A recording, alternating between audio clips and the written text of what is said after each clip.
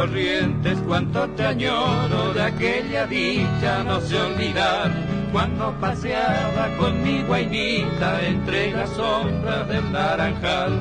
Siento en mi vida mucho tormento, siento oprimido mi corazón, desde el momento que me alejaba, llorando triste mi gran dolor.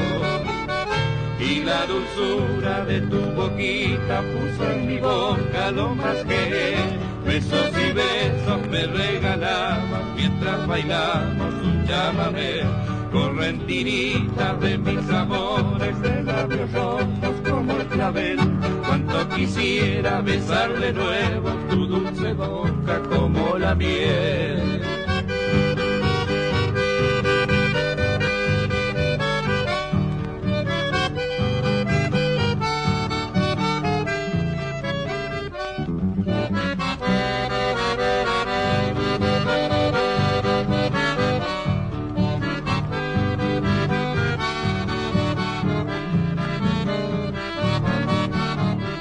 Te llevo siempre en mi recuerdo, ya no puedo seguir sin ti.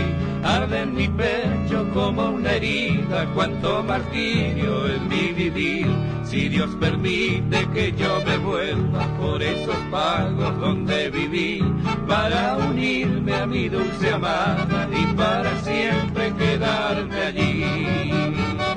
Y la dulzura de tu boquita puso en mi boca lo más que besos y besos me regalaban mientras bailamos un chamamé. Correntinita de mis amores, de labios rojos como el clavel, cuánto quisiera besar de nuevo tu dulce boca.